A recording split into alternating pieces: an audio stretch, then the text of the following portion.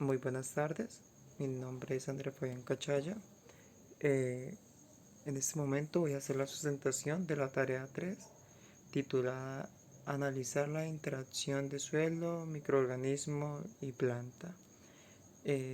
Soy del grupo 111, pertenezco al programa de agronomía.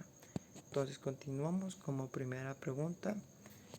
Estas son, el tutor nos hizo 3 preguntas en el foro.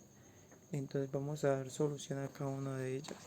La primera nos titula ¿Cómo es el proceso de formación de nódulos para la mayoría de las rizobias?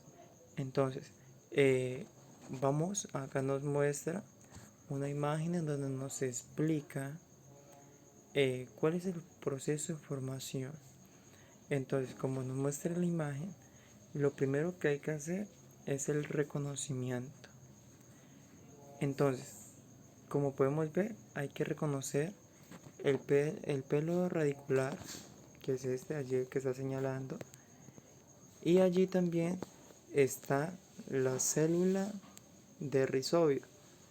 Entonces, ya teniendo en cuenta estas dos que hemos reconocido, también hay que tener en cuenta un factor muy importante, que es la adhesión, ya que esto quiere decir que es el proceso mediado por ricadesina. Ya teniendo en cuenta esto, proseguimos a la siguiente imagen, que allí nos muestra que gracias al factor de Nod, esto hace que se produzca el rizamiento del pelo radicular, así como lo muestra acá la imagen. Se observa mucho mejor el pelo radicular. Seguimos avanzando. Ahora vamos a analizar la invasión, ya que los rizobios penetran en los pelos radiculares. Hay que tener en cuenta acá la penetración de los rizobios, y ya que ellos se multiplican en una hebra de infección. Entonces, allí la imagen es muy clara, nos está mostrando cuál es la hebra de infección y cómo es la penetración. Entonces, las células vegetales invadidas y las que están próximas se ven estimuladas a dividirse. Todo eso pasa después de que cuando la hebra de infección penetra. Ahora, hay que tener también muy en cuenta que el crecimiento de bacterias en una hebra de infección en dirección hacia las células radiculares. Entonces, ya todo esto, al hacer todo esto, esto es lo que permite que haya una penetración mejor y aquellas células vegetales, al estimularse, se puedan dividir. Y por último, como podemos observar en la última imagen, hay que tener en cuenta la formación del estado bacteroide en células radiculares vegetales. Entonces, como vemos en la imagen, allí están las raíces y aquellas cositas que hay en las raíces de forma esférica son los nódulos, ya que la continua división celular bacteriana y vegetal lleva a la formación de los nódulos. Esto, así como le acabo de explicar, todo esto es el proceso de formación de nódulos para la mayoría de los ribosáceos. Entonces, ya hemos respuesta a la primera. Continuamos.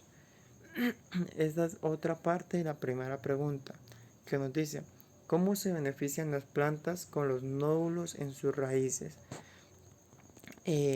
Dando solución a esta pregunta, tenemos 3 cosas que benefician las plantas con los nódulos en las raíces. Entonces, El principal beneficio es la fijación de nitrógeno, el cual será asimilado por la planta para la elaboración de proteínas. Como segundo también tenemos y sabemos que se beneficia ya que este estimulante es del crecimiento en la planta, le permite la absorción del agua y los minerales de una mejor manera y estimula la absorción del fósforo, del nitrógeno y del calcio. Y por último beneficio es que protegen la planta de efectos tóxicos que pueden ser provocados por elevadas concentraciones de algunos minerales en particular. Bueno, ahora sí, seguimos con la pregunta número 2, que nos dice, teniendo en cuenta la simbiosis rizodio-leguminosa, explique gráficamente cómo se forma el simbiosoma y diga cuál es la importancia de esto. Bueno, entonces hay que primero que todo tener claro que el simbiosoma es una unidad fijadora de nitrógeno en la planta formada por la interacción de señales vegetales y bacterias y su cooperación. Teniendo en cuenta este concepto, proseguimos a la imagen que está a continuación. Allí, como podemos ver, los factores de no inducen a la formación de cordones de infección que llegan a una célula de córtex. Entonces, esto hace referencia a la primera imagen, que el cordón de infección está penetrando la célula de córtex. Y ya sigue a otra fase, y al pasar a otra fase, esto se llama endocitosis. ¿Qué pasa cuando pasa a la siguiente fase? En esta siguiente fase se ve la formación del simbloma. ¿Cuál es el simbloma? Entonces, si nos fijamos en la segunda imagen, esta partecita esférica café, allí está señalada, ese es el simbiosoma. Ahora pasamos a otra fase, que es la diferenciación de bacteroides. Entonces, ¿qué pasa allí? En la imagen número 3, los rizobios se diferencian en bacteroides. ¿Qué pasa? Como si miramos la imagen anterior, vemos que solamente había anteriormente un simbiosoma. Ahora vemos que hay 3 por aquella fase que pasó. Y por último tenemos una fase que es la fijación de nitrógeno. Entonces, teniendo en cuenta esto, allí vemos que estas 3 figuritas cilíndricas cafeces son llamadas bacteroides.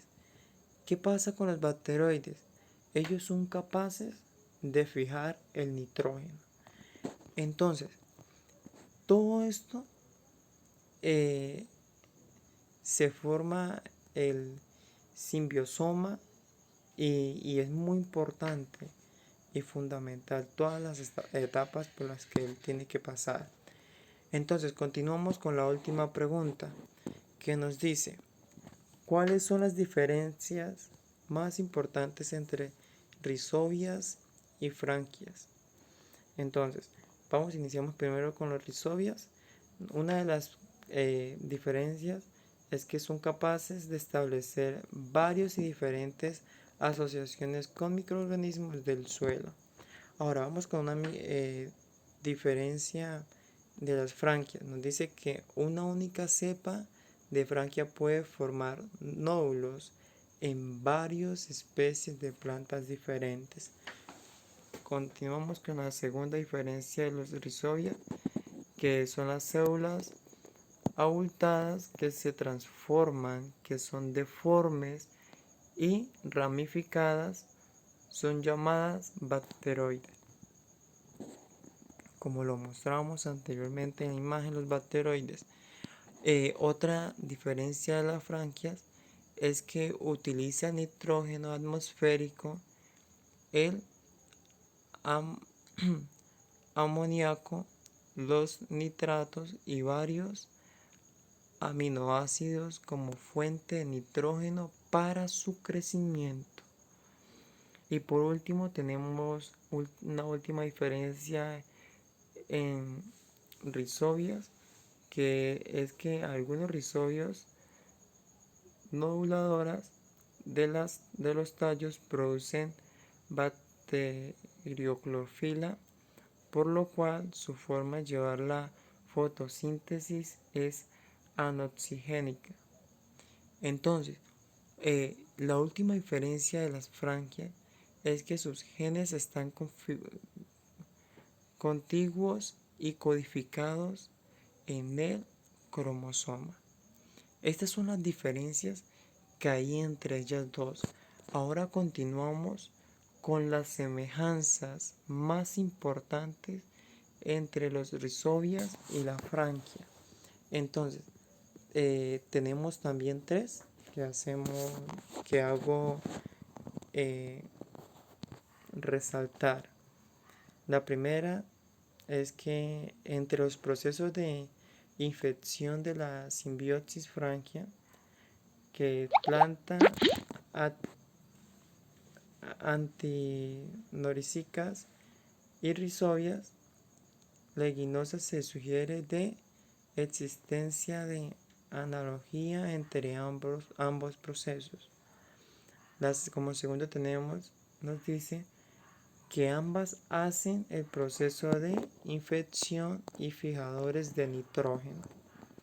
Y por último tenemos que actúan como agentes selectivos, favoreciendo las plantas que tengan nódulos eficaces, que crecen y forman semillas en abundancia. Entonces, esta es la respuesta a las tres preguntas hechas por el tutor. Muchas gracias.